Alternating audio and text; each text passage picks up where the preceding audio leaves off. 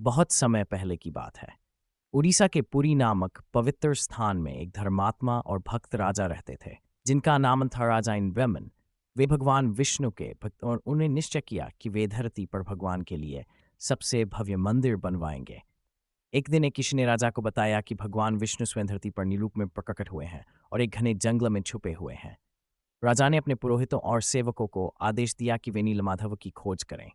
बहुत दिनों की खोज के बाद राजा के एक पुरोहित विद्यार्थी को एक आदिवासी प्रधान विश्वासु के घर में भगवान नीलमाधव की मूर्ति गुप्त रूप से पूजी जाती हुई मिली। विद्यापति ने बड़ी श्रद्धा से हसमाचार राजा इंद्रगुम। राजा तुरंत उस स्थान पर पहुंचे, पर तब तक नीलमाधव अदृश्य हो चुके थे।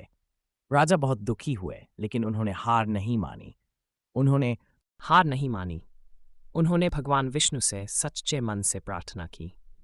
एक रात राजा को स्वप्न में भगवान ने दर्शन दिए। भगवान ने कहा, मैं समुद्र के किनारे एक विस्मयकारी लकड़ी के लट्ठे के रूप में प्रकट होऊंगा। उस लकड़ी से मेरी और मेरे भाई बलभद्र और बहन सुभद्रा की मूर्ति बनवाओ। कुछ समय बाद समुद्र किनारे सच में एक दिव्य लकड़ी का लट्ठा बहकर आया। राजा ने कई मूर्तिकार बुलाए, लेकिन कोई भी उस लकड़ी को काट या गर नहीं पाया। तभी एक रहस्यमयी वृद्ध बड़ी आया और कहा, मैं इन मूर्तियों को गद दूंगा, पर शर्त यह है कि जब तक मैं कार्य पूरा न कर लूं, कोई भीतर नहीं झांकेगा। राजा ने सहमति दे दी।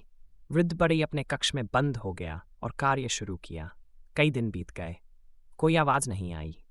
रानी और राजा चिंतित हो उठे। राजा ने दरवाजा तोड़ डाला। जब दरवाजा खुला तो बढ़ई वहां नहीं था। वहां केवल 3 अधूरी मगर चमत्कारी मूर्तियां थीं। भगवान जगन्नाथ, उनके भाई बलभद्र और बहन सुभद्रा। राजा समझ गए कि वह वृद्ध बड़ी कोई और नहीं, स्वयं विश्वकर्मा थे, जिन्हें भगवान ने भेजा था। तब से इन अधूरी मगर दिव्य मूर्तियों की पूजा पुरी के जगन्नाथ मंदिर में होती है।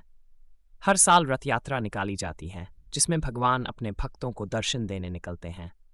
कहानी से सीख सच्ची श्रद्धा, धैर्य और भगवान पर अटूट विश्वास से ही हमें अंत में उनके दर्शन और आशीर्वाद प्राप्त होते हैं, चाहे राह कितनी भी कठिन क्यों न हो।